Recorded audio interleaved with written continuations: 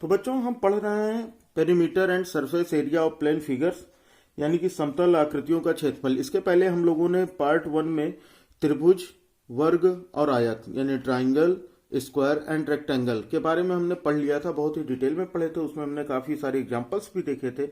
तो उसी सीरीज का ये दूसरा पार्ट है। अगर आपने वो पहला पार्ट नहीं देखा है तो उसकी लिंक आपको डिस्क्रिप्शन में मिल जाएगी, नहीं तो आई वाले बटन पे पूरे प्लेलिस्ट की लिंक मिल जाएगी, यहाँ से जाकर आप देख सकते हो। ठीक है, तो चलो शुरू करते हैं। लेकिन शुरू करने के पहले एक रिक्वेस्ट है कि अगर आप चैनल पर नए हैं तो चैनल को सब्सक्राइब कर बेल आइकन को जरूर प्रेस कर लीजिए, क्योंकि हम तैयारी कर रहे हैं Jawahar Navodaya entrance exam class 9th के लिए, और बहुत ही बेहतरीन ढंग से तैयारी होगी।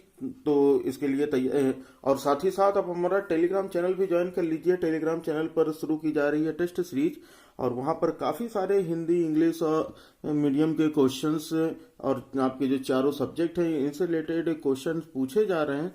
आप वहां पर ज्वाइन करेंगे तो तैयारी और भी अच्छे से हो पाएगी। तो चलो फिर देखते हैं आज क्या है। आज है हेक्सागन यानी समषटभुज। समषटभुज के बारे में पढ़ते हैं। ये क्या होता है समषटभुज? मतलब जिसकी सभी भुजाएं, देखने में तो थोड़ा सा फिगर, क्योंकि मेरी ड्राइंग थोड़ी सी गड़बड़ है, लेकिन ये समझ लो कि ये समषटभुज है। समषटभुज यानी हेक्सागन, इसका मतलब क्या है कि 6 साइड्स है और सभी साइड्स इक्वल है। ठीक है ना, 6 साइड से मिलकर बना हुआ फिगर है और सभी साइड इक्वल है। तो यहाँ पर इनको किस तरह से हमको इसके फार्मूले याद करने, जैसे अगर हम इसको डिवाइड कर लेते हैं, इस तरह से सबके डायगोनल्स खींच लेते हैं। अगर हम ये इस तरह से सबके डायगोनल्स खींच लेते हैं, ठीक है, ऐसे ये बीच में ये बाकी मिड पॉइंट इसका। तो यहाँ पर देखो इनके जो सभी साइड्स हैं ना, जैसे ये है, ये साइड हो जाएगा, ये साइड हो गया, और ये इसका जो ये बीच में ये ट्राइंगल बन रहा है, नाम रख लेते हैं कुछ भी। अगर हम नाम रख लें A B C D E और ये F, ठीक है। अब यहां पर देखो कितने ट्राइंगल बने। सबसे पहले ट्राइंगल काउंट कर लो, 1 2 3 4 5 6, ठीक है ना, 6 ट्राइंगल बने। और हमको ये पता है एक ट्राइंगल का एरिया क्या होता है अगर इक्विलेटरल ट्राइंगल हो। इसके पहले हम लोगों ने पढ़ लिया था कि इक्विलेटरल ट्राइंगल का एरिया क्या होता है, √3/4a²। ठीक है ना, तो यहां पर हमारा आ जाएगा, अगर हमें एरिया यानी क्षेत्रफल देखना हो तो क्या हो जाएगा, एरिया यानी क्षेत्रफल। तो देखो यानी हेक्सागन यानी समचतुर्भुज का एरिया यानी क्षेत्रफल अगर हमें निकालना होगा तो कितना हो जाएगा, 6 इंटू √3/4a²। ये समझ में आई बात। इसका मतलब 6 ट्राइंगल्स हैं, ठीक है, और सभी ट्राइंगल्स इक्विलेटरल हैं। तो एक इक्विलेटरल ट्राइंगल यानी समबाहु त्रिभुज का क्षेत्रफल कितना हो जाएगा, √3/4a²। और 6 ट्राइंगल यानी 6 है तो 6 से मल्टीप्लाई कर दिया। अब ये हो जाएगा 2 2 जा 4, 2 3 जा 6। समझ में आ रही ना बात। तो यहां पर यह फॉर्मूला बन जाता है 3√3/2a²। बस आ गया, ठीक है ना। तो ये हो गया। अच्छा, इसका अगर हमें मान लो पेरीमीटर पूछता, ठीक, पेरीमीटर यानी परिमाप क्या होगा, तो पेरीमीटर अभी इसके पहले भी मैंने बता दिया था कि पेरीमीटर जो होता है वो सम ऑफ ऑल साइड्स होता है, और इसके सभी साइड्स इक्वल हैं, सभी साइड्स इक्वल हैं। और कितने साइड हैं, 6, तो यानी 6 है, यानी 6 इंटू साइड हो जाएगा आंसर। ठीक है ना। तो इस तरह से ये सारी चीजें, इसके फार्मूला इस तरह से याद रखो। अब यहां पर देखो, अगर मान लो कि जैसे एग्जांपल देख लो कि अगर मान लो ये दिया होता कि कोई हेक्सागन है, ठीक है, कोई हेक्सागन है और उसकी साइड जो दी गई है वो 12 सेंटीमीटर, ठीक है। तो साइड दिया गया है इसका 12 सेंटीमीटर ऑफ अ हेक्सागन, ठीक है, ऑफ अ हेक्सागन यानी समषटभुज का जो भुजा दी गई है वो 12 सेंटीमीटर है। और ये कह दिया जाए कि इसका एरिया बताओ, find its area and perimeter, find its area and perimeter. अब अगर हमें इसका एरिया और पेरीमीटर बताना हो तो हम क्या करेंगे कि सीधा सीधा तो हम इसके एरिया का फार्मूला लगा लेंगे। एरिया का फार्मूला क्या हो जाता है, 3√3/2a²। तो रख लो भाई। तो यहां पर हमें एरिया निकालना होगा, तो एरिया हो जाएगा 3√3/2a²। अब केवल ए, ये जो साइड है ये ए ही तो है ना, यही तो हमने फिगर में देखा था कि ये साइड क्या है, ए ही तो है। तो हमने यहाँ पर निकाल लिया, भैया यहाँ निकाल लेंगे। तो हो जाएगा 3√3/2 इंटू 12 का स्क्वायर, क्योंकि साइड स्क्वायर है ना, तो 12 का स्क्वायर। तो ये कितना हो जाएगा, ये हो जाएगा 3√3/2 इंटू 12 12 जा 144 हो गया भाई। अब यहाँ से सॉल्व कर लो, इसको सॉल्व करोगे तो ये 2 से कैंसिल हो जाएगा, 2 7 जा 14, 2 2 जा 4, यानी 72 हो गया। अब मल्टीप्लाई कर लो, 3 2 जा 6, 3 7 जा 21 √3 सेंटीमीटर स्क्वायर आ गया आंसर। अगर यही चीज हमें पेरीमीटर में कहता तो पेरीमीटर तो और भी आसान है। पेरीमीटर क्या होता है? 6 इंटू साइड, यही तो होता है। पेरीमीटर क्या हो जाएगा? 6 इंटू साइड। तो हमारा कितना हो जाएगा? ये 6 और साइड कितनी दी गई है? 12। तो यहाँ 12 लिख लो, तो 12 6 72 सेंटीमीटर आ गया अभी दोनों आंसर। ठीक है ना? तो इस तरह से ये आसानी से आ जाएंगे। और इससे जो भी क्वेश्चन बनते हैं वो इंपॉर्टेंट क्वेश्चन जब मैं इसके पूरा चैप्टर पढ़ाने के बाद बनाऊंगा तो उसमें और भी कई तरह के क्वेश्चन इंक्लूड कर दूंगा। ठीक है ना? चलो फिर आगे देखते हैं। तो बच्चों अगला देखो, रोम्बस। रोम्बस का मतलब होता है समचतुर्भुज। समचतुर्भुज का मतलब होता है कि सम का मतलब तो होता है बराबर, तो यानी इसके 4 साइड्स इक्वल होंगे। लेकिन इसमें कंडीशन क्या बनेगी कि इनके डायगोनल्स जो होंगे वो इक्वल नहीं होंगे। ठीक है ना? चारों साइड तो इक्वल होंगे लेकिन इनके जो डायगोनल्स होंगे, इनके जो विकर्ण होंगे वो इक्वल नहीं होंगे। तो इस तरह का कुछ फिगर बनेगा तो इनके सभी साइड क्या होंगे? ये इक्वल होंगे, तो हम ए मान लेते हैं। ठीक है ना? और इनके जो विकर्ण है, ये जो इनका डायगोनल है, इसको मान लो एक D1 है और दूसरा जो है वो D2 है। ठीक है? D1 और D2। तो अगर हमें इनका देखो पेरीमीटर बताना हो, चारों साइड इक्वल है, तो अगर पेरीमीटर यानी परिमाप बताना हो तो क्या हो जाएगा? इनका परिमाप हो जाएगा जब चारों साइड इक्वल है तो यानी 4 इंटू साइड यानी 4A। ठीक है ना? परिमाप तो ये हो गया। उसके बाद अगर एरिया बताना हो, देखो एरिया यानी क्षेत्रफल, तो क्षेत्रफल क्या हो जाएगा इसका? इसका एरिया होता है ना 1/2 इंटू इनके दोनों डायगोनल्स का प्रोडक्ट यानी विकर्णों का गुणनफल इंटू D1 इंटू D2। ठीक? तो ये हो जाता है इनका एरिया। ये बात आ गई समझ में? अब देखो इस पर अगर हमें क्वेश्चन देखना हो तो क्वेश्चन कैसे बनते हैं? क्वेश्चन देखो, एक क्वेश्चन ये दिया गया है कि अगर मान लो एक रोम्बस हो, ठीक है, एक समचतुर्भुज हो, बना लेते हैं एक समचतुर्भुज, एग्जाम्पल देख लेना खाली। ये क्या है? एक समचतुर्भुज है और ये दिया गया है कि इनके जो साइड्स हैं वो 16 और 12 हैं। ठीक है? ये क्या कहा गया कि इनके डायगोनल्स 16 एंड 12। तो इसका मतलब ये और ये दिया गया है, यानी ये 16 है और ये वाला 12 है। तो इसका एरिया पूछेगा, इस तरह का क्वेश्चन आएगा ना, तो इसका एरिया पूछेगा।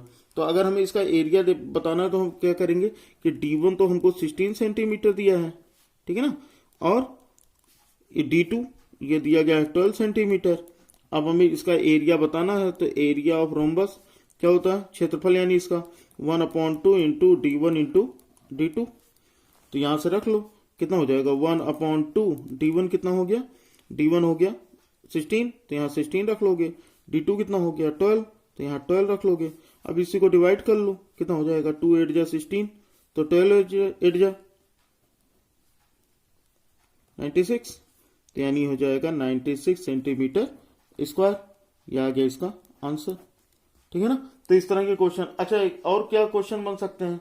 यानी क्वेश्चन ये बन सकता है कि अगर मान लो कि कोई भी साइड इस तरह से दिया हो और ये कहा जाए कि इसका पेरीमीटर बताओ। जैसे एक और क्वेश्चन, चलो एक और एग्जांपल बता देता हूं इससे। क्या है कि एक रोम्बस दिया है, देखो ये है रोम्बस। ठीक है ना? रोम्बस के चारों साइड क्या होते हैं? इक्वल होते हैं। ये इनका डायगोनल है, ठीक, ये इनका डायगोनल है। और ये क्या कह रहा है? क्वेश्चन में ये कह रहा है कि अगर इनके जो डायगोनल्स है वो 40 और 30 हो, कितने हो? इनका जो डायगोनल है वो 40 और 30, यानी ये जो ये वाला है ये 40 हो सेंटीमीटर और ये जो हो ये 30 सेंटीमीटर हो। तो ये कह दिया जाए कि भैया इसका साइड बताओ। ठीक है? अगर ये कह दिया जाए इसका साइड यानी पेरीमीटर बताओ, तो अगर हमें पेरीमीटर निकालना तो हमें देखो D1 दिया गया, कितना दिया गया? 40, और D2 ये दिया गया 30 सेंटीमीटर। अब बताओ कि अगर हमें इनका पेरीमीटर निकालना हो तो इनका हम पेरीमीटर कैसे निकालेंगे? तो एक चीज देखो कि ये जो डायगोनल है, ये इनके जो डायगोनल्स होते हैं वो एक दूसरे को मिड पॉइंट पे काटते हैं। नाम लिख देता हूं, थोड़ा सा और समझ लो। ये A, ये B, ये C और ये D। ठीक है ना? A B C D 4 चीजें दी गई हैं। यहां पर क्या क्या है कि यहां पर जो ये और ये बीच में ओ मान लो ये। तो ये जो मिड पॉइंट होते हैं इनके, ये दोनों को इक्वल पार्ट में डिवाइड करते हैं, यानी कितना हो जाएगा A O upon O C, A O is equal to O C और B O is equal to O D हो जाएगा। बताओ ये बात आई समझ में। तो अगर मान लो हमें केवल इतना निकालना हो, ये वाला हिस्सा, ठीक, तो ये पूरा ए सी तो 40 दिया गया है, देख लो ए सी कितना दिया गया है 40 सेंटीमीटर दिया गया है, ठीक। अब हमें अगर सीओ निकालना हो या ओसी निकालना हो जो भी, तो ये कितना हो जाएगा जब इक्वल पार्ट में, तो AC अपॉन 2 हो जाएगा, ठीक है ना। तो यहां से कितना हो जाएगा 40 अपॉन 2, तो 2 2 जा 4, ये हो गया 0, यानी हो जाएगा 20 सेंटीमीटर। अब यही सेम चीज हमको इस वाले में निकालना है। क्या दिया गया है BD, तो BD हमारा दिया गया 30 सेंटीमीटर और हमें यहां से OD चाहिए, ठीक है, OD या DO जो भी कहो। तो ये क्या हो जाएगा BD अपॉन 2, तो BD कितना हमारा 30, ठीक है, तो 30 अपॉन 2 सेंटीमीटर डिवाइड कर लो भाई, तो ये हो गया 15, तो इज इक्वल टू हो जाएगा ये 15 सेंटीमीटर, ठीक है।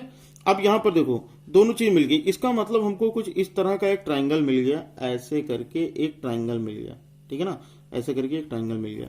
और यहां पर ये वाली जो साइड आई है ये हमारा D, ये O और ये C, देखो इतना वाला केवल, ठीक है ना।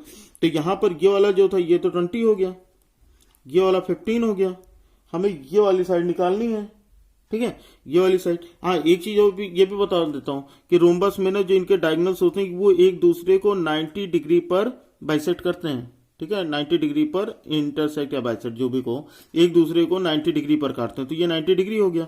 तो अब इसका मतलब अगर ये इस तरह का ट्राइंगल बना, ये 90 डिग्री हो गया, तो जैसा कि मैंने ट्राइंगल में बताया था कि ये 90 डिग्री के सामने वाली जो साइड होती है इसको बोलते हैं कर्ण, यानी हाइपोटेनस। तो अगर हमें यहाँ पर पाइथागोरस थ्योरम तो हम इसमें लगा सकते हैं ना, पाइथागोरस थ्योरम भी मैंने पढ़ाया था। पाइथागोरस थ्योरम में क्या होता है कि जो सबसे लंबी साइड होती है उसके स्क्वायर जो होते हैं अदर टू साइड के स्क्वायर के सम के इक्वल होता है, यानी सबसे बड़ी भुजा का वर्ग बराबर दो अन्य भुजाओं के वर्गों के योग के बराबर होता है। तो यहां से भैया निकाल लो, यहां पर क्या हो जाएगा, यहां पर हो जाएगा हमारा C D square is equal to DO square plus CO square, ये हो जाएगा। अब यहां से आसानी से हमारा ये वाली साइड हमको मिल जाएगी, तो यहां पर हम लिख लेते हैं भाई। तो यहां पर क्या हो जाएगा CD is equal to square उधर जाएगा तो अंडर रूट हो जाएगा, ये तो सही है ना। यहां पर DO कितना दिया गया 15, तो ये हो जाएगा 15 का स्क्वायर प्लस CO कितना दिया गया 20, तो ये हो जाएगा 20 का स्क्वायर, ठीक है ना। तो यहां से इसको सॉल्व कर लो, तो CD इज इक्वल टू हो जाएगा अंडर रूट 15 15 जा 225 और ये हो जाएगा 20 का, ये हो गया 400, आ गई बात। तो CD इज इक्वल टू कितना हो गया भाई, CD इज इक्वल टू हो गया अंडर रूट 625 और 625 किसका स्क्वायर है 25 का, ठीक है। 625 का स्क्वायर रूट कितना हो जाएगा 25, यानी यहां से हमको ये मिल गया 25, ठीक है ना। और 25 वाली जो साइड मिली किसकी मिली, ये यही तो मिली है 25 सेंटीमीटर। तो चारों साइड इक्वल होते हैं, चारों साइड ये 25 है तो ये भी 25 है, ये भी 25 और ये भी 25 हो गया। अब यहां पर हमको क्या करना है, हमको निकालना था पेरीमीटर, हमसे ये तो कहा गया था भाई पेरीमीटर बताओ। तो पेरीमीटर ऑफ रोम्बस क्या होता है, पेरीमीटर ऑफ रोम्बस होता है 4 इंटू साइड यानी 4A, और A हमारा 25 आ गया, तो यानी हम कर लेंगे भाई 4 इंटू 25, ठीक है ना, 4A, तो यानी हो जाएगा 4 इंटू 25, तो 425 से कितना हो गया 100, तो यानी इसका आंसर आसानी से आ गया भाई 100 सेंटीमीटर, ठीक है ना। यहां पर हमें पेरीमीटर ही तो बताना था, तो पेरीमीटर आ गया 100 सेंटीमीटर, ये हो गया हमारा आंसर। समझ में आ गया। इस तरह के क्वेश्चन आपकी बुक में भी मिल जाएंगे, सॉल्व करना, हिंदी मीडियम और इंग्लिश मीडियम कोई भी बुक हो आपके पास। अगर NCERT की बुक है 8th वाली तो उसमें भी इस तरह के क्वेश्चन दिए गए हैं, तो प्रैक्टिस के लिए कीजिएगा, और नहीं आता है तो बताइएगा कैसे बताएंगे। तो व्हाट्सएप में उसका लिंक दिया गया है, टेलीग्राम पे भी आप पूछ सकते हैं, साथ ही साथ व्हाट्सएप ग्रुप भी क्रिएट किया गया है, उसका भी लिंक डिस्क्रिप्शन में है, वहां पर आकर आप मुझसे क्वेश्चन पूछ सकते हैं। लेकिन मेरे हिसाब से टेलीग्राम बेटर होगा कि आप टेलीग्राम ज्वाइन कीजिए। टेलीग्राम पे आपको क्विज भी मिल जाएंगे, वहां पर लाइव क्विज चलते हैं, वो भी आपको मिल जाएंगे जो आपके एग्जाम के लिए काफी हेल्पफुल होगा। और साथ ही साथ डिस्कशन ग्रुप मिल जाएगा जहां पर आप उन क्वेश्चन के सॉल्यूशन भी जान सकते हैं।